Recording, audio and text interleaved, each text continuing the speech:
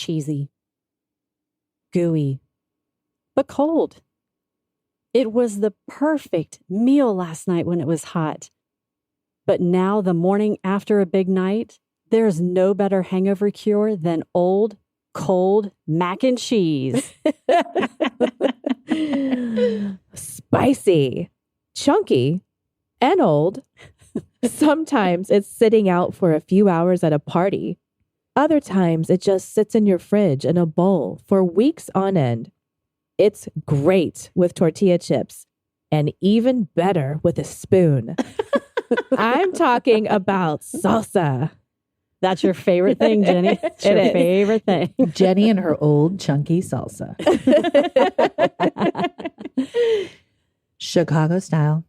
The kind with the big, not small, the big, hunky, chunky pieces of sausage. Kara likes big sausage. I love big sausage from Chicago. The night before, you may not have been able to finish it, but the morning after, you have found the space. But you don't have the patience to heat it up.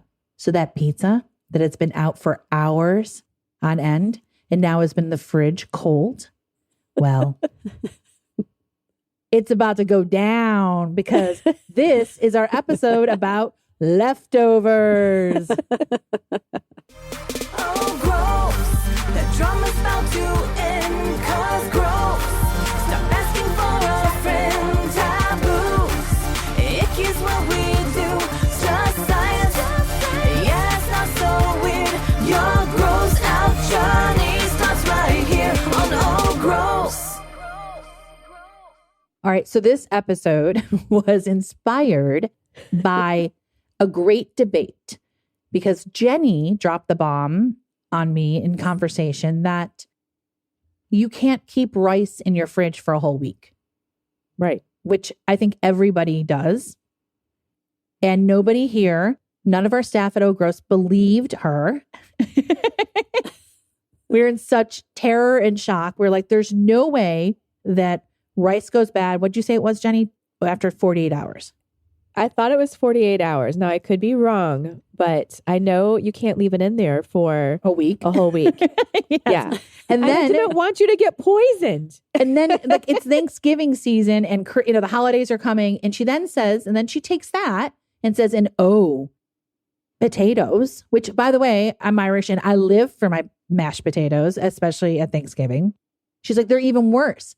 It's like 24 hours. I was like, no. Those mashed potatoes, those gratins get reheated and heated multiple times from Thanksgiving to Christmas. So here we are. And Molly has adapted all of Jenny's ways, right? Correct, Molly, where you don't keep leftovers in the fridge that long anymore. Look, we just had some sesame chicken and fried rice this week.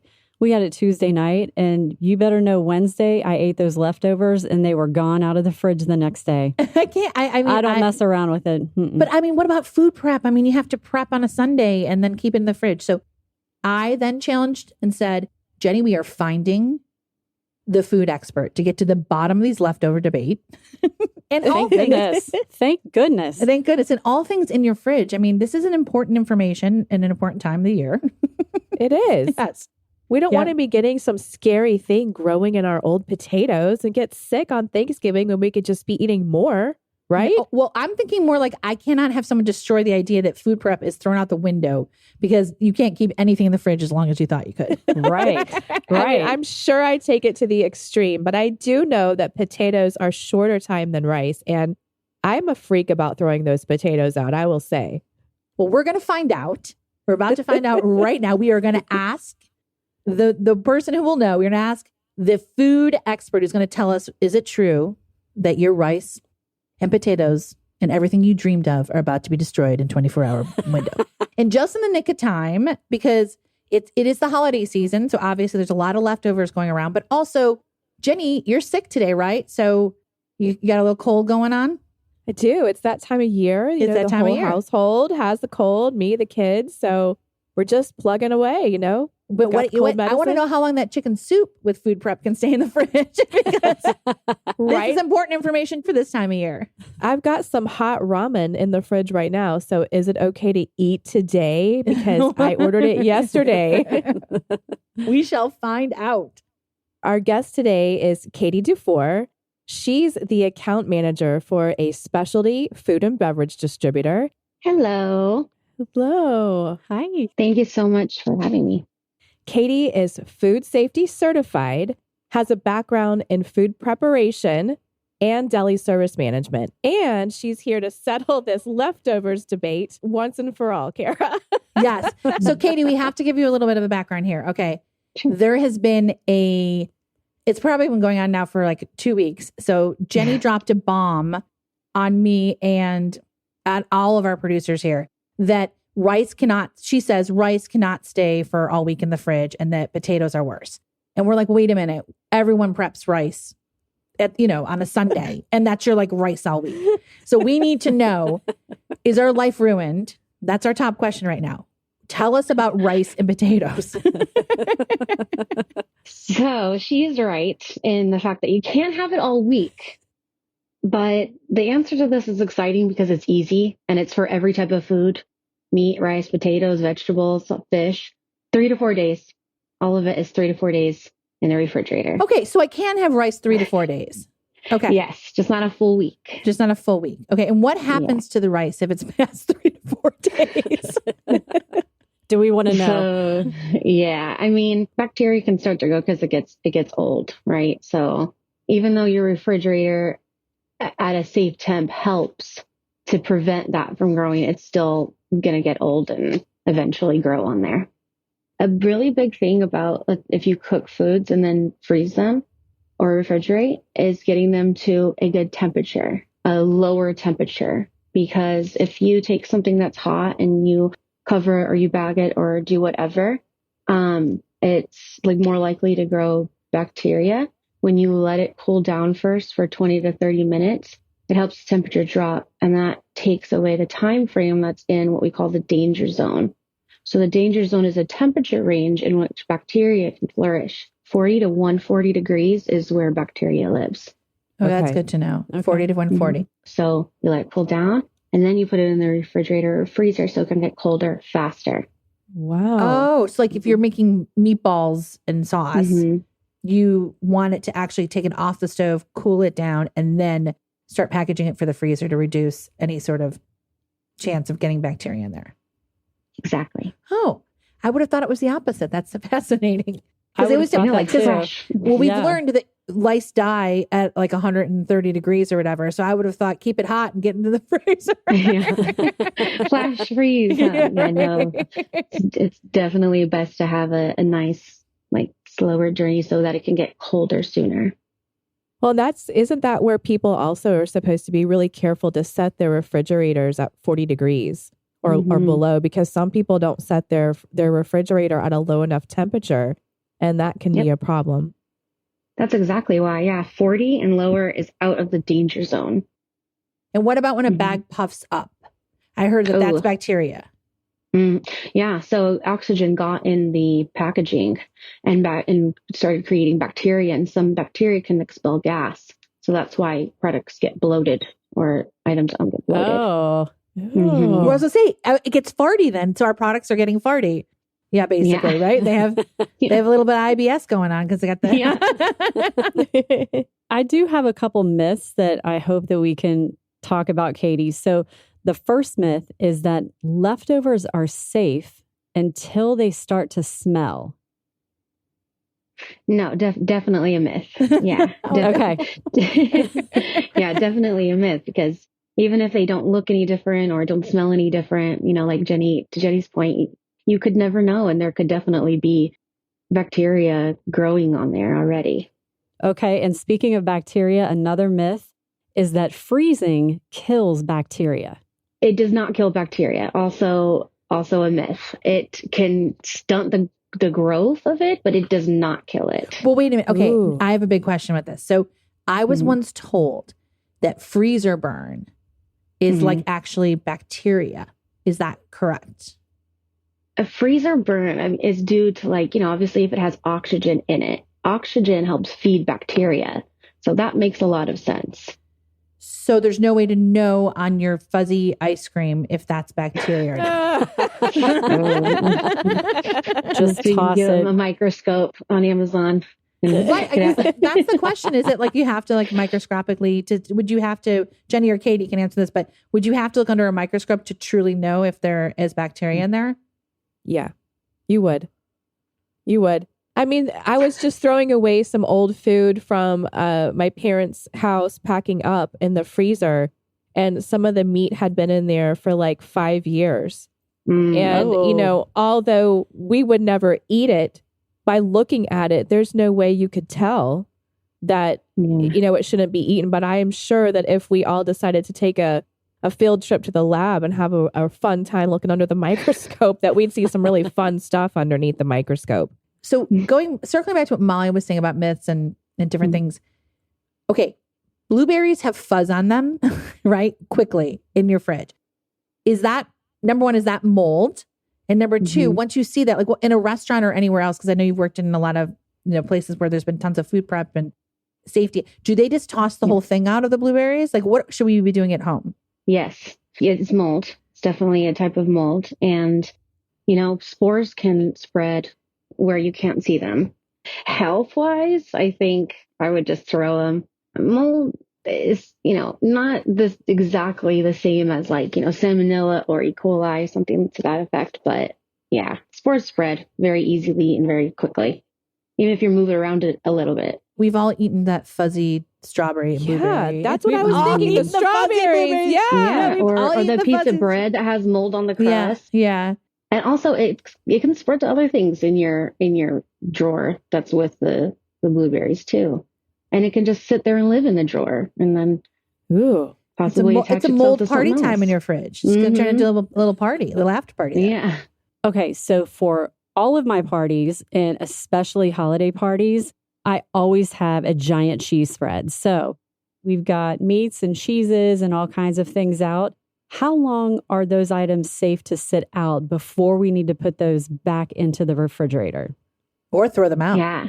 I have, learned on past experience that 4 hours. But the fun thing about cheese is it's actually recommended to leave out for an hour before you serve it. Yes. Oh. Yes. Why? Yeah. I didn't know that. So, a couple reasons is because it tastes better. You can get the flavor better, more when it's colder. It's, taste it a little bit less. The texture kind of goes to more what it's intended to be like for the person enjoying it. And then also because some cheeses, the wrapping actually can affect the flavor of it as well. So especially when you see cut and wrap cheese at the store that's freshly cut inside, you definitely want to air it out before you serve it because it can change the flavor. Oh, fascinating. Yeah. What about shredded cheese? What happens in those bags? What's that stuff all over it? What's that white stuff all over it? I think that's potato starch or so isn't it starch? Is it starch? To keep it from not clumping? Yeah, to keep it from not clumping. Exactly. Yeah. Yes. But there's shredded cheese. A lot of it tends to be more processed. It's good. It's great in quesadillas. But you don't want to, I don't know if you want to leave that one out for an hour before you pop it in. Yeah, but have you ever seen when shredded cheese, I hope I'm not the only person who's seen this, but has anyone seen in their bag of shredded cheese where it gets a little wet after a long time? It looks like it's right. Yeah. Yes. Everything's a little bit shredded and pub cheeses are kind of processed. But after a while, when cheese gets older, it starts to expel moisture. Oh. That can't be good. That can't be good. Yeah, it's the proteins, everything is starting to break down, and so the moisture is starting to come from it. It's starting its process and its journey to the trash, I think. So I was gonna say, if you have wet shredded cheese, do we throw that out? Yeah, lots of factors to consider, but usually that's starting to break down, and then also temperature changes in your refrigerator can also cause condensation too. So. Kind of varies. Did you leave it open? Did you the bag and then maybe the refrigerator while you were putting your groceries away for a while and the temperature got a little bit too warm and then the moisture and everything caused condensation. So definitely different factors to consider, but I think a telltale is when the cheese itself, you get water in some of the bag, but the cheese itself, the ends of it or something starts to get a little milky and wet looking. Yeah. Yeah. I think I've definitely thrown that in a quesadilla if I was like desperate before. Oh, gross. Oh, gross. You wanted your late night nachos. Yeah, right. Yeah. Right. But Late that, night. that might be more of like a quality and an integrity kind of defect versus it's starting to actually go bad to harm you. The blocks of cheese in your fridge, right? When they're a block, right? Are those expiration dates, like, do you adhere to those? Like, I mean, some of them are really long. Like Parmesan, it seems like that can stay there a long time. And I mean, and you never know the gauge with Parmesan. Do you ever notice that, like, you're like, oh, I can keep it for 3 months or whatever. And then you look in the fridge and it's like, now it's got mold, like the next day. I absolutely love that we're talking about this Parmesan because, like, yes, this is so many fun facts for you guys. Actually, Parmesan doesn't even have to be stored in the fridge. What? It's one of it's like that cheese has broken down so much, like certain protein and fat and things like that breakdowns have happened in it, which is why it's so hard and so crumbly that it does not have to stay at refrigerated temperature. And if you go to some of the fancier, fancy cheese type stores like Italy or something, you'll see full wheels of Parmesan out of the refrigerator. You do. Stacked there. Yeah. In Italy too, you just see it like stacked up everywhere, cheese. Yeah, that's exactly why. It's because it's such a hard cheese. It's aged for so long and it's gone through different breakdowns in its aging process that it has it's like low risk of mold, and it has an extremely long shelf life. You're right about that. What about prosciutto? It's aged too. There is a lot of charcuterie meat that is also shelf stable. Really? Oh, wow. Yeah, because like in Italy they keep it like maybe in a cool cave or something, or you'll just see it hanging out in the stores. But here everything's refrigerated. Yeah, everything's refrigerated. I mean, of course, we have different laws, but the cave thing also too, and you could be cave aged cheese, cave aged meats. Usually the caves are more in like the mountains, which is higher in altitude and typically cooler in temperature. So that helps. But there are plenty of meats that we sell that are shelf stable in the store today. Like if you go salami, for example, right. There's a lot of even those gift baskets, there's sliced salami, there's all that kind that is fine at ambient temperature. What about condiments in general? Like, what do we need to know about condiments? Because like, some people are like, I keep the ketchup in the fridge. And other people are like, I keep the ketchup on the shelf. And even when it's like a Frank's Red Hot and it's on the shelf, you kind of notice a little crusty is starting to happen at some point. So like, what is like the rule of condiments? I feel like that is very, very depending on the company. Oh, really? Yeah. There is a lot of different like surprising things either you assume or you don't know, but look at the label. The label and the ingredients, it very much varies by. There's some hot sauces you can leave out, some that you have to refrigerate, maple syrup, things like that. Like there's definitely varying by the manufacturer. So do you put your ketchup in the fridge? I don't eat ketchup. Oh, wow. What about your hot sauce? Hot sauce, I do keep it in the refrigerator, but I have kept it in the cupboard when it was a safe one. I can't remember what brand it was. Might have been like Valentina or something, but I didn't like it. And like you said, the crusties around, that's gross. And, it's a peace of mind of just being in the refrigerator. Which circles us back to how what we were talking about before we started the episode. So I'm from Chicago and I love pizza. And I like a particular type of pizza. I like sausage pizza, the big hunky sausage pizza, as I said. And, that's hunks of sausage. So it's most likely pizza gets left on your counter for a while. Right? Yeah. Before you put it away because you're watching the football game or it's a kid's party or it's just you're partying and the pizza's out there for hours. Then you put it in the fridge and then you eat it the next morning. What is the risk factor of my hunky sausage that probably sat the night before on the counter? That's such a good question. Yeah. Went back in the fridge and I didn't heat it up because for multiple reasons, I had to eat that piece of pizza right away. Yeah. Hey, the pizza's definitely still good cold. Yeah. It tastes good cold. It does. I Yeah. agree. Well, you're definitely okay for sure when it's cooling down, right? Because that would be a good process to do anyway, cooling down sitting on the counter.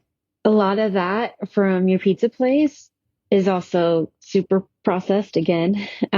So to me, that affects it as well. Preservatives, and keeping that, because same sausage a could be real recycled. Chicago sausage is going to be a real Chicago see. sausage. See, then you Chicago people might have higher risk of getting sick, but I mean, I've left when I tried Chicago pizza, I left it out. I leave out Domino's. I mean, personally, I would leave it out for many hours and still eat it. I don't recall ever being sick from it, but I also do know that, like, if you get sick, a lot of people think it's like, oh, you're immediately sick. Oh, it was definitely food poisoning, but there's so many different types that you can get sick from 30 minutes after you ingest up to like 6 weeks. Oh, So- wow. Oh, Oh, wait, even you can get sick know. up to 6 weeks after you eat something? What? Mhm. Yep. Yeah. There's there's over 250 foodborne illnesses. So they all very much are different. And how often should we be cleaning our refrigerators? Oh, yeah. Well, if you follow my guidelines, it's like once a month. Probably. I mean, again, too, I think there's so many variables too of like what is spilled in there.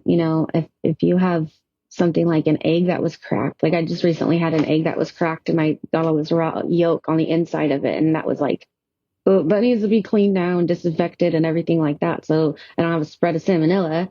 Right. But if you just have like, your kids spill juice inside or something and you're wiping up as you go, I think in the same way you might clean, your microwave or your kitchen counters, we want to visibly keep it clean.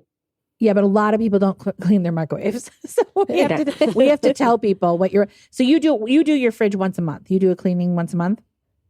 Yeah, I probably should do it more, but yes. No, that's How about more you than guys? me. Same. I 12 times a year failed cleaning at the that fridge? one. Yeah, Yeah. that's impressive. I have a small fridge. Well, now I'm going to get a small fridge too because I can't keep anything in there very long. So why not just toss it and replace it?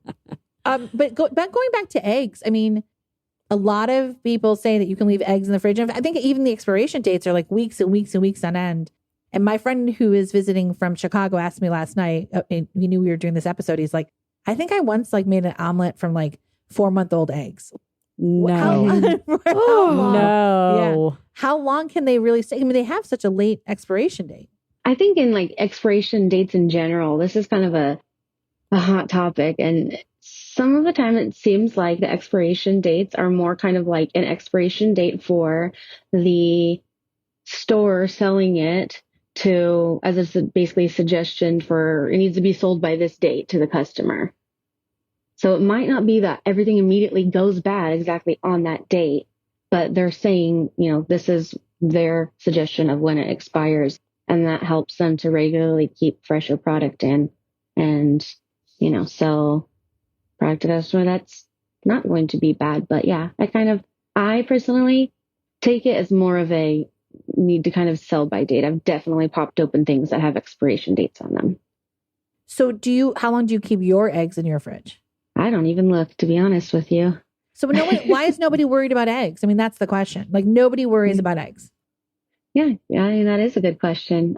It's sealed to me, my own opinion about it. It's sealed inside the egg, right? If it's cracked, we all know to kind of throw it away.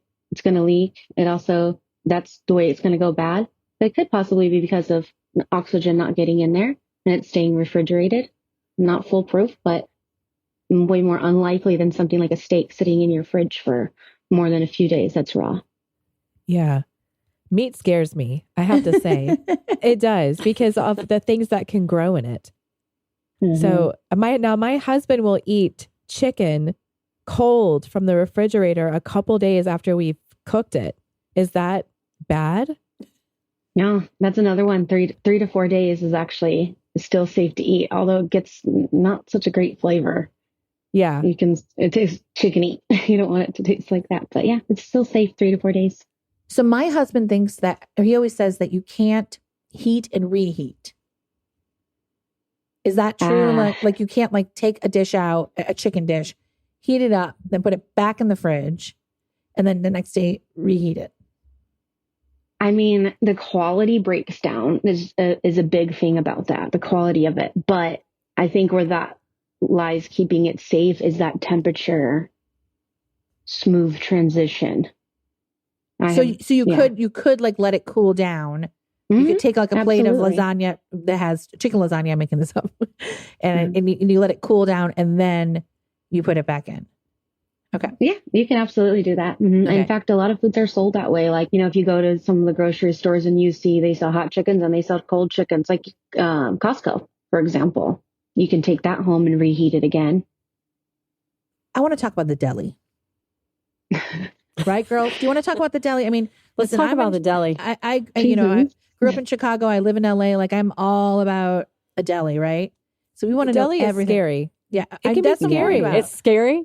I mean, because of all of the stuff that you hear on the news about the salmonella or the listeria or whatever in the meat. And when you're pregnant, you're not supposed to eat deli meat without microwaving it first. Yeah. Mm-hmm. Yep. So the deli scares me. Why do you have to nuke it before you can eat it? Because of the listeria. Is that right, Katie? Mm-hmm. Yeah. Bacteria easily can grow with meats and cheeses. So for those, of course, like it's policy that you mark it when you open it. So you make sure it doesn't matter if it's left over, you need to throw it out. But yeah, with foods like that, there's a higher risk of foodborne illnesses, and elderly and pregnant women are a lot more susceptible to foodborne illnesses. What's the scariest thing we need to know about the deli? Last time they cleaned it. That's what I'm worried about. So, I know. I think in general, in food service in general, the scariest thing to me is like E. coli, because that is the bacteria that, if your food's hot, if your food's cold, no matter what, if the hygiene of the person serving you, that it creates E. coli, which is a virus caused by bacteria from feces. So I think just food service in general, that's the scariest thing. Poop is just everywhere. It is. Yeah. It can be in the ice. It can be in the ice in restaurants. Because one time, I think it was you and me, Molly, went to one of our favorite restaurants when David was just a baby. And the only people that got sick from the restaurant were me and David. And that's because we were the only ones that had a drink with ice in it. Mm-hmm. And it had to have been in the ice. And then we were diagnosed later on with norovirus from the ice. Because people are taking their hands and putting the ice in your cup. But why weren't they using a scooper? You can't do that. You're not supposed to do that, right? In a restaurant, you're supposed to use a scooper, right? Yeah, you're supposed to use a scooper, and it's supposed to be all the ice taken out and cleaned every single night. But there's no way everywhere does that. And then, you take their cup and scoop it out like that, and your hands are touching the cup, going in the ice. Because the cup's going right in and your hand touches the ice. Ooh. And the ice can get slimy too, right? If they don't clean it out. And then that's when it's growing some of that stuff. Yeah. Oof. On that note, well, the thing too about delis, like how long does deli meat last? Does it last longer than having a chicken in your fridge? No. I mean, it's more processed, but I would say definitely keep with the same standards. I've seen stuff that I've even left in the refrigerator too long, and it also gets slimy and gross. So I was going to say that slimy. Yeah. I have bought like the organic ham for my son's lunches, and then like 3 days later, it's slimy ham. Is slimy ham when you throw it out no matter what? Yes, I would say, yeah. And, your organic brands are probably going to go bad sooner. Mm-hmm. So slimy turkey and slimy ham is a no-go. Mm-hmm. Toss it. Absolutely. Toss that ham. Yeah. Toss that slimy ham. Let's slip in the trash can. Well, and I mean, with bread, we were talking about it earlier, like, so you can't just cut off the mold on bread like grandma used to say, like Jenny said. I think you're still taking a risk. Have I done it? Yes. We've all done it. I've done it with cheese. Yeah. I've done it with cheese. All right. So, Katie, what are some of the rules that you break then? Since you break some of that rule with the mold in the bread, what are some of the other rules that you break that we probably secretly all break too. My biggest one is definitely that expiration and best by date. Oh, I'm like smelling it, looking at it, I'm examining it and doing all the things, but I'm like, so that's my own thing that I break. And then another one is like when you are the person preparing food in that type of environment where you're selling it, you have to temp chicken to 185. And so at home, I don't go by that because it makes it dry. And even though in my mind, I'm like, it needs to be 185 because I'm trained for that. But I temp it lower because keep it juicy. Well, yeah, I was going to say in a crock pot, which is like my favorite, or like a slow cooker, is to put the chicken in slow and low for hours. So that won't kill. Like when it's cooked at internal temperature will be higher. Okay. So even though your slow cooker is not on that 185, if you're cooking it for a long time, the internal temperature of the chicken breast can get to where it needs to be. I mean, yes, because when I have crock pot chicken, I still temp it. I always have a thermometer and do always temp my meats. And I was temping my fish, and then I'm like, okay, it's not going to take that long. So, but I do definitely still temp my meats at home, and I wear gloves with raw chicken. Okay, yeah, hold on. So I need to wait. I start with the temping. So wait, everybody at home should check, even in your crock pot, check what temperature your pulled chicken, your chili is at, the whole deal. I recommend it. Yeah. Anything with meat and things like that, I do recommend it getting to a safe temperature. Salmonella is a big thing, right? With chicken. Salmonella is a huge thing with chicken. Chicken actually can have salmonella, like it's in their body. And even a lot of people think, like, for example, with eggs, that it's the yolk. It's not just the yolk. It also can be on the outside of the shell. And that's because this salmonella that bacteria can live inside of a chicken's ovaries. And when they're laying. Oh. Or if it touches other bird droppings. So should we wash the eggs then before we put them in the fridge?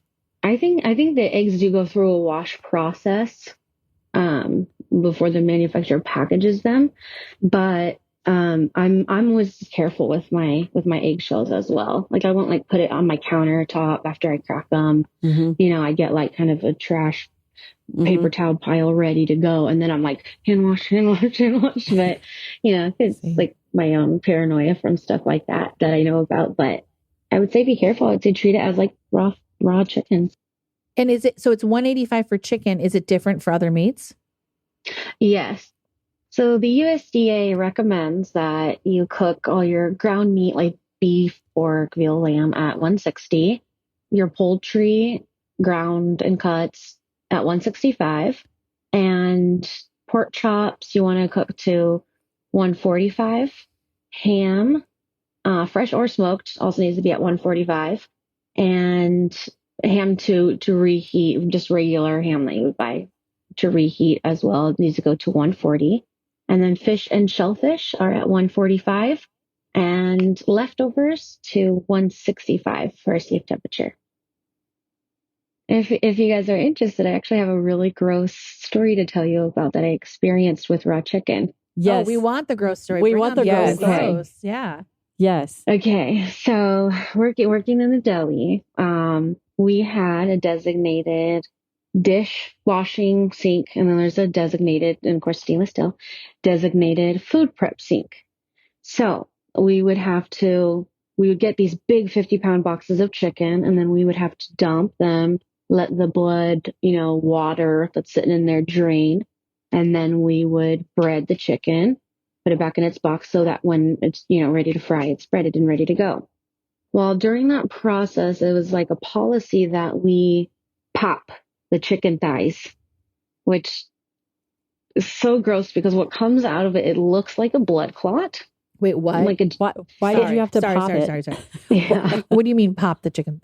Yeah. So you literally take both of your thumbs like that and one hand on each bone, right? Because the bones are going kind of like this. So you pop them and out would come this gelatinous blood clot looking thing. Cool. Yeah, it gets worse. Never eating chicken again. Oh, it gets worse. It Great. gets worse. But I will preface it by saying it's not a blood clot. It's not even blood, actually. What happens is it's a protein that gets stuck in the muscle. And because of oxygen and iron, it makes it red. So it's not even blood. It's not even It's blood. still but gross. It's still body it's juice. it's still gross. And the reason why we do it is because It's not blood, but it's this body juice. yeah, it's just raw chicken juice. Gross. I think I'm going to have to go pop one now. No, of course, Yeah, Jenny's you like, should oh, let's try try it. it and see if I we wanna can try it. Molly and I Yes. are like, bleh. Yeah. But so the reason why is because like if you fry it and that's left in there and someone bites into a perfectly safely cooked chicken thigh, it might appear as if it's still bleeding, but it's again not blood. So that's why we pop them. Anyway, I'm popping the clots as fast as I can. And So good. one shoots and splatters me right in the chest and then drips down the middle of my shirt and on my stomach, my belly button. It was foul. Oh, so you had that's like out of a movie with like Ebola spreading or something. Like you literally, So gross. I was like, oh.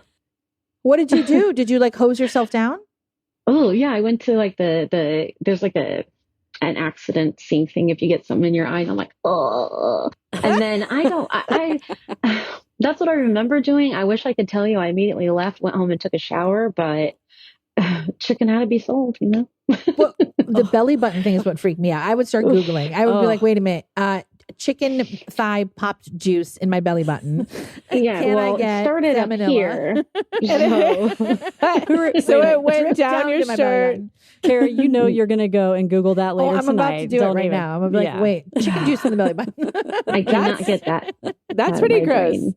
Yeah, Oh. Salmonella running down your belly. Yes. exactly. All the things you don't want running down your body. So what about the pre-wash? Do you wash your pre-wash when you get like the pre-washed veggies? Are you like going home and still scrubbing? See, I haven't been terrified by produce yet, so I definitely I don't use anything fancy, but I do take my time, with water and being. I know this kind of sounds gross, being all fresh like veggies and fruits, but I do hotter water so it can help to kill any bacteria from pesticides it's been possibly growing. So you wear gloves with when you handle chicken? I do. Even at home, I have gloves underneath at my sink, and I just can't fathom like touching the raw chicken without it. And I always to make sure to take off the gloves in that safe way. I haven't felt raw chicken. I don't even know if I have ever. It's just been so long since it's an ick thing and it's a safety thing, and it just helps reduce spreading that possible salmonella around, which is also why you shouldn't rinse your chicken. Oh wait. that's wait a good to minute. Wait a minute. know. What? Oh. Mm-hmm. Wait a minute. I thought you were supposed to rinse the chicken. Right. I do it every time. Right.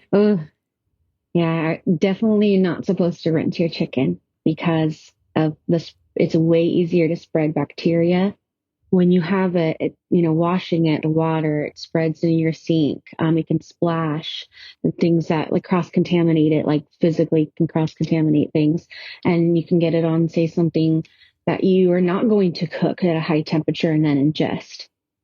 Oh. Mhm. My gosh. I'm very afraid of chicken, and I get weird about the sink, but I definitely rinse it and never thought I thought you were supposed to. I thought if you didn't rinse it, you were going to get sick. So we're rinsing Yeah. salmonella all over our sink. Yep. we're bathing our hands in salmonella. Yeah. Okay, so like when we have frozen chicken breast and we want to take them out of the freezer and we want to put them into the crock pot, Mm-hmm. I always run it underneath hot water because you can't get the packaging off of the chicken. So is that safe to do or not safe to do? Molly, I'm sorry. It's also not safe. Oh my gosh. So Get what do I yourself a need to butter do? knife. Get yourself a butter knife and get under there. So you should not use hot water, and also shouldn't use or shouldn't leave something out at room temperature to thaw. You should definitely either, if you're going to do sink, and that kind of is like more suggested as like the last resort, you should let it soak in cold water until Not it's hot? thawed. Okay. Not hot. Yeah, no hot water. It changes the temperature too quickly, and again, danger zone. But yeah, refrigerator overnight is definitely best. So it can slowly get down to, the thawed without switching it up too much. And then microwave in some cases. Oh, like the defrost in the microwave? Defrost. Mm-hmm. Wait, so you're never, ever, ever, ever, ever, ever, ever, ever, ever, ever, ever, ever, ever supposed to leave anything on the counter to thaw that is meat? No, it's not suggested you leave anything, like that on the counter to thaw. My room whole temperature. childhood just got blown up. Same. I put it in the sink to like thaw. I don't put it on the counter, but I put it in the sink. I knew not to do the hot water. Someone told me that once, and I thought it was because it was going to cook the chicken. I didn't know it was because the hot water can actually cause the danger zone for bacteria. But I did not know. And then it also can like make the whatever it is, the protein thaw at different temperatures. So you're kind of right on what you're saying about the cooking. It's kind of like it can be different temperatures throughout, and that can become unsafe as well. Oh, that makes sense. That totally makes sense. Okay. Well, okay, guys, brace yourself. Brace yourself for this question. Ready? Let's talk about cutting boards. Oh, that's a good one. All right. Yes. Because my daughter, who is 10 and a half and loves to tell us all these like really fun, gross facts that she learns. She was like, what do you think is more dirty? Do you think a toilet seat, if you licked it after, right? Or do you think a cutting board if you licked it, which is going to be more dirty? And I was like, I know this answer is not what I want to hear. So, because she's learned. She said the cutting board. She said the cutting board has more bacteria and germs on it than a toilet. A big thing about that is the type of cutting board. So porous surfaces harbor bacteria that can cause illnesses. For example, if you have a wood cutting board, you never want to use a wood cutting board for raw because it can go into the wood fibers to a place where you can't wash out with the hottest and soapiest water. Plus, you can't really soak but wood all anyway. The fancy cutting boards are wood. Mm-hmm. Serving our vegetables, fruits, anything that's like washed and cleaned and not raw. So you actually would want to go with a plastic. So all those fancy cutting boards that they say, like, have one, they even advertise them for meat or whatever. It's a no-go no matter what. Yeah. Wood is it's porous and it's gonna collect and keep. Is there an expiration? Your world has been rocked. my friend Mike, who's here visiting from Chicago, last night he was like, "But wait, you can't ask the cutting board question because I spent so much money on my cutting board. I don't want to have to throw it out or replace it." I'm like, I think we're going to find out the answer is really bad. This is good for the holidays, though. If people are trying to buy cutting boards as gifts, then what should they buy? Well, also, like, I have a stainless steel. So I grew up in a house where you had the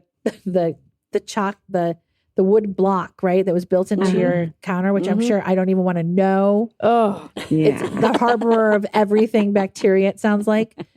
But I have a stainless steel chef's table thing. Is that safer? Oh, yes. Okay. Yeah. Stainless steel is great. And which is exactly the reason why they use it all in industrials, settings for food prep restaurants, manufacturing plants. It's a great surface. It's easy to clean. It's sleek. It's not porous whatsoever. So I'm better off cutting meat on that and cleaning the surface than to doing it on any one of your cutting boards you might have. Because the thing about plastic, that scares me too, because if you're cutting on it, pieces of plastic can get into your food. Yeah, that's true. And you're cutting into the plastic too, because so all of that fish juice and salmonella and, chicken salmonella can get down into the pores of the plastic cutting board too. Like your cut marks and things like that. Mm-hmm. What about wooden spoons then? Ooh. Oh, That's I what can tell your face Oh. already. Oh, because we think about you make a big vat of like my mother-in-law makes traditional Italian sauce, right? So they throw in like over hours, like the ribs or whatever it might be for the meat, right? And most people use a wooden spoon to stir that meat. And is that just is the meat bacteria just going like a into the spoon? sponge of nasty stuff. So I have learned that you're supposed to have a different, kitchen utensil when you're dealing with raw versus cooked. So if you're using that spoon to scoop with, and then put it in, you probably want to wash it and use something else. But it's also cooking in the vat. You know what I mean? So if you're like halfway through and dipping and there's all that sauce in there and there's different things, I would say it's like less risky. But if you're just literally used it to touch all the raw stuff, toss it in the sink. So have you done stuff with restaurants too? Yes. Okay. This is a true story. I want everyone to brace themselves. I went to dinner at a restaurant in LA that was, I would say, medium schmancy. It wasn't, it was, it was a medium upper scale. Okay. And it had like a indoor outdoor part, like where the atrium was in the middle, kind of, like where you're kind of out open, but you're still enclosed in a building. And, as we were wrapping up dinner, I saw something run across my booth behind my head. Yeah. It was furry and it had a really long tail. Oh, Then I turned to the right. I screamed and I turned to the ladies and we all turned to the right and we saw on the ground another furry tail and scurrying. So we saw 2 rats and that means that there's more. And I was telling someone this story and they're like, oh, I used to help my friend who owned a restaurant. We sometimes would move like furniture and stuff, at the end of the night for them. And there was always rat poop in multiple places. No. Okay. So can we talk about rats in restaurants? And I don't mean ratatouille. Yes. God, horrible sign. Like that, do you guys, also a question for you. Do you look at the ratings in restaurants? Yes. Yes. I was just going to Yes. ask that. Yes. Yeah. Yes. You have to be pretty bad, I think. Like I had a lot of visits from the health department in which like I was responsible for making sure everything passed. So if you have a rat, multiple rats, anything like that, I think you're pretty bad off, to be honest with you. Even if it's indoor or outdoor, right? Because you still have to be responsible, right? I mean, yeah, you still have to be responsible enough and put, like traps or procedures in place to keep everything safe. Katie, this has been so fascinating and so helpful, especially since the holidays are around the corner and we all want to know how we handle our kitchen and our food. Yes, definitely. And some mind-blowing moments for sure. Can you just quickly give us like your top sort of takeaways for everyone to remember? Because we talked about a lot of stuff. Yeah, definitely. So top takeaway would definitely be the danger zone within temperatures. So between 40 and 140 degrees is going to be when bacteria grows. So always cook your food 140 and above and store it and keep it below 40 in your refrigerator. Another tip is going to be the best way to thaw your food is in a refrigerator overnight. So not hot water. And you could also put it in the sink and thaw it in cold water. So make sure it's always cold and not on the counter.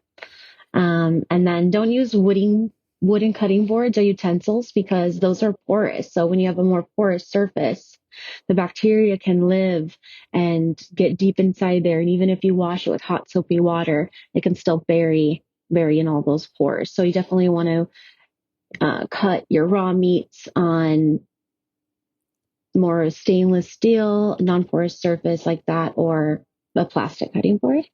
And then a personal tip, always handle raw foods with gloves if you can. It helps to prevent the spread of bacteria, salmonella, anything that can spread to your foods that you're not going to heat up and eat. to a safe temperature. And also, in your sink, on your other utensils. If your meat is slimy, just toss it. We don't want slimy meat and cheese. We don't eat slimy meat. We've learned no slimy ham. No slimy ham, and it looks gross. It probably tastes gross too. But you can have your rice for 3 to 4 days. Yeah, you can have your rice for 3 to 4 days. So the biggest, most important detail of preventing, you getting an illness from leftovers is after you cook it, you want to allow it to cool down for 20 to 30 minutes before you refrigerate it or freeze it. This helps to bring the temperature down so that when it gets in the refrigerator or the freezer, it can be colder quicker. And that takes it out of the danger zone temperature faster. And it always helps to have a thermometer on hand so that you can temp your meats as you're cooking them and your leftovers once you reheat them. Thank you so much for being here, Katie. It was such good information. Thank you, Katie. Just in time for the holidays. Thank you so much. It was perfect. I'm about to go scrub my sink. I know. And get yourself some chicken soup that you can keep in the fridge. It's okay. Yes. Thank you so much, Katie. I had so much fun talking with you guys about this, and hope you guys all have safe holiday food prep and cook. And we'll throw we're going to all throw our cutting boards out as soon as we get off this. Yes. Yes. So, girls, we all thought we were coming on today to just talk about leftovers, and we haven't even scratched the surface on the leftover stuff yet, because this stuff is so important, food prep and consume by dates, and just understanding how long something can stay in your fridge before it expires, before you worry about how you cook it. So we're going to have to circle back in another episode, and we are going to do it because this was so jam-packed with information. We will be doing another episode just on leftovers, what you need to know, and how you need to consume them or not consume them. Guys, I see a part 2. Have a hilarious or horrifying leftover story? Or maybe a surprising food safety tip? We want to hear from you. Head to ogross.com and share it with us. You might even hear your story featured on an upcoming episode. If you loved today's episode, don't forget to follow us on social at It's Oh Gross for exclusive content and behind-the-scenes clips. Oh, gross. That drama's about to end, 'cause gross. Stop asking for a friend, taboos. Icky's what we do. Psoriasis, podiatrist, and pinworms too. It's so gross. No need for strife, because gross. Life is part of life, it's just science. Yeah, it's not so weird. We got the facts, nothing to fear. Oh, gross. It's just science, no, it's not weird. It's just science, nothing to fear. It's just science, so wipe those tears. It's boogers and